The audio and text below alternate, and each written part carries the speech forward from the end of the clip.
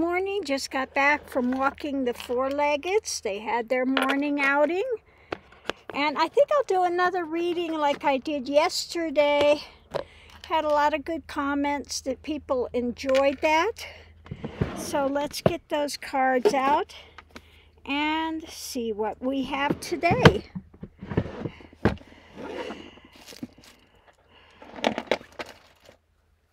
Okay, whoops.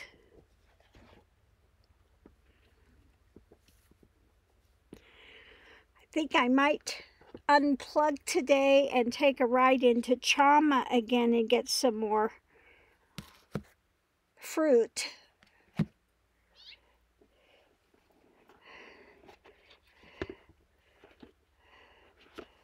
So we'll see what happens with that.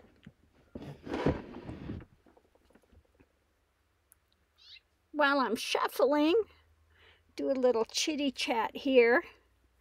This is one of the stones that I got from here that I wrapped yesterday. If you could see it in the light, it's a pink, kind of a pink color. And then this one I did yesterday. This is the stone I got from the other place where I stayed. So I wrapped that and wore it yesterday. This has got some, what's the name of that? Amber that I got from Nepal when I was up in Nepal. And then these were stones that I got at the other lake. I like that one, and it's hard to see on here, but it's just a regular stone, but it's got a lot of yellow, and then it's got some red in here. It looks very, I don't know, it's been around a long time, and I just like that. So, you know, these are stones, not something that you would buy necessarily at a store, but ones that I picked up that I just like from here, like this one. This is a, again, quartz family. I'll do something with that. And then this one, I don't know if you could see it. I really like this stone. When you get it in the light, it's got the quartz, little quartz sparkles. So a lot of these stones are quartz. This is one I had that I bought. I actually bought this at one of the things. And in the light, it does have some little sparkles here of quartz. Here's the other side of it. One that I had done. And then this stone, I really like it. I don't know if you could see, it looks like a horse running here. Or if you turn it up this way, it looks like a person up there standing, dancing. This stone, you can see a lot of different things in it. So I particularly like this one. I don't think I'll make a necklace out of it. I think it's one that's just around to hold, you know. But yeah, I just pick up little stones along the way. So anyway, but I really do like this one. I did bring this. Got this one from here. These are both from here as well. So I pick up stones that I like the energy of them. I like the energy of the place. So, you know, I'm going to be making some more jewelry along the way. Just fun. So let's see what we have today. What is our... Okay, so we have... This is about the sacred purpose, the eternal flame, and ancestral legacy. So let's see what the cards are going to tell us today about sacred purpose. Okay. That's a good topic, isn't it? Sacred purpose.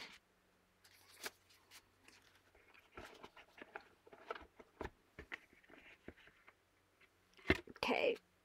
Oh. Come out of there, want all the cards. Okay. Give them a ruffle shuffle and we'll see what we have for sacred purpose.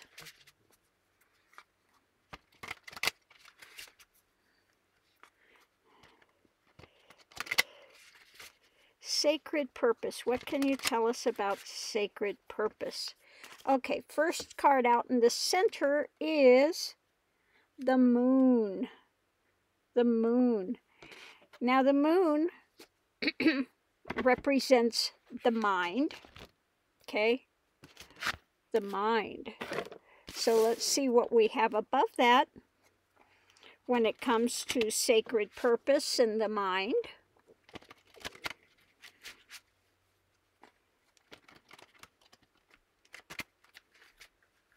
Come on, one more ruffle shuffle. Let's get one more ruffle shuffle. And then we'll see what we have. The mind. Above the mind is past lives. Past lives. Now this kind of goes along with that link that I put up a thing to today. The Dorje, the lineage protector of the Dharma, was talking about your karma and past lives, and what you're dealing with now depends on your karma that you bring in with you, and also the karma you make daily. What are you doing daily? Okay, are you living a life of honesty, integrity, transparency, you know, sacredness, simplicity, or are you off on a rant about something and getting yourself caught up? Okay, so the sacred purpose, what they were talking about today in the Dharma thing, was that it's difficult to get a human body. So when you get a human body, don't waste your time. Look at the mind. That's what the whole journey's about. You know, when I started my journey, I was in a lot of suffering, poor me saga, all the drama, and I just wanted off this plane of existence. I would do anything. I just want out of here. I don't want to be here. This is horrible. You know, I'm going through a lot of difficulties, pain, and I just wanted out. And I would do anything to get out of here. But I started doing the practices, and of course Kundalini came, and it took me through all those really difficult things. If you want to know what Kundalini does, read the Tibetan Book of the Dead, the Bardos, and that's what you pass through. Those are the things you have to transition through with Kundalini, okay? So, again, you know, it's about coming to the stillness of mind. When the mind's stilled and everything imploded, then it's like play to be here. Then you enter the play of God. You're no longer in suffering. You're in that stillness. And it wasn't that there was anything wrong with here. What was wrong was one's mindset, the drama that one continued to put on themselves. We create our own suffering by our mental state, by what we hold to. Okay, so let's see what we have next. The challenge is the sun. Okay, let's see what's above it. The challenge for your sacred purpose. So yeah, the light, the wisdom, honesty, looking at things the way they are. So let's see what we have above it. Secrets. Okay. So a challenge can be, is there something you've got secret? Is there something you're not telling the truth about? Or is there something that you don't want to come out, that you don't want to see the light of day? Okay. And some of these secrets have to do with abuses at a young age as well, that we've got secrets. And these can be torturous things that we continue in until we can bring it out in the light of day, okay, and get a handle on it, okay? So part of the sacred purpose is, again, clean up one's act. You know, run your life knowing that there is karma and karma exists, okay? So do the right things, okay? The sacred purpose is coming to light to make your life better, okay, to make others' lives better. So let's see what we have going forward. Dreamer, dreamer. And let's see what's with that. Dreamer and dream. Okay. What are the chances? All these cards, what are the chances? Dreamer and dream. Where are you at? Okay. Are you in fantasy land? Or are you in, again, reality? Okay. What is the mind doing? Where is it at? Because the whole of the journey is, the sacred purpose is to come to know who and what we are, and more importantly, what we're not. Okay. The things we take ourselves to be, ego, which thinks it is a body that's going through these experiences, that we are transient. Okay. So the purpose of life is to find out that we have that spark of that divine is within, which is unchanging, which is perfection. Okay. So is the head in the clouds in fantasy? Don't forget, everything here is impermanent, and it's like a dream within a dream. That's why, you know, when you get to realization, Buddha said, or you say, that I'm awakened. I'm out of the dream. This is like a secondary dream. You have the dream at night, and it can seem very, very real while you're in the midst of the dream. And then you wake up and you go, oh, it was only a dream. Same thing with this plane of existence.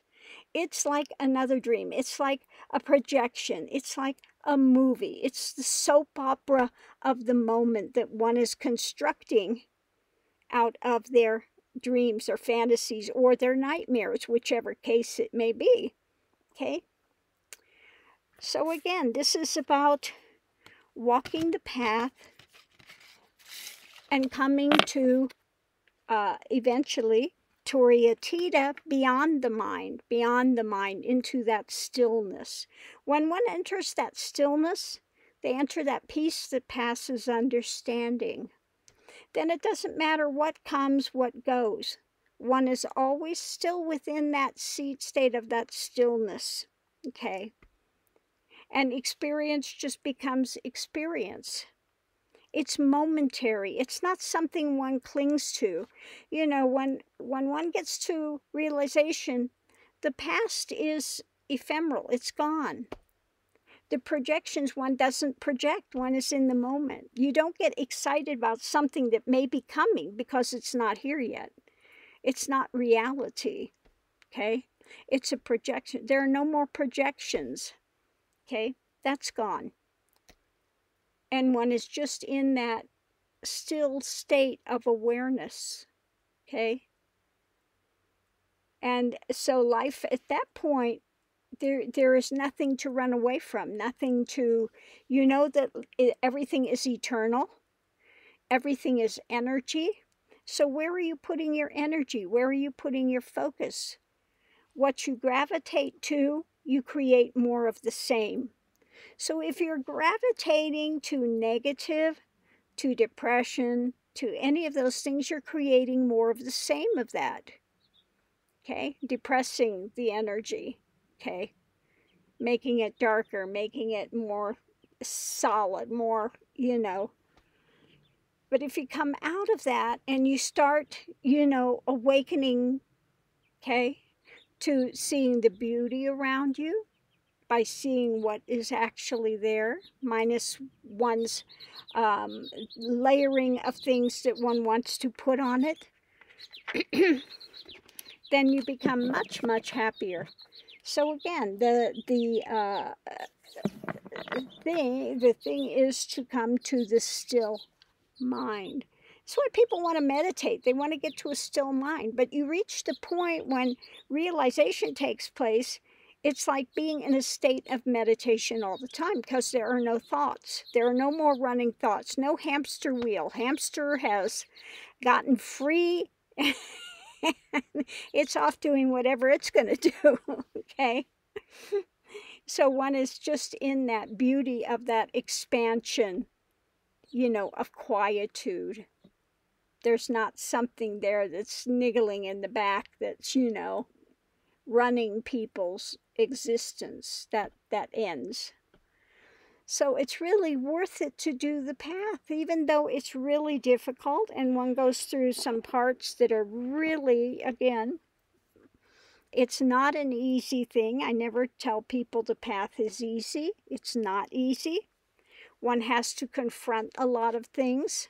You confront your fears, you confront your illusions, your delusions, your dramas, okay? But you get to the end of it. You don't keep creating more of the same of it, okay? So I'm going to leave this here. Much love and light, and we'll see you online.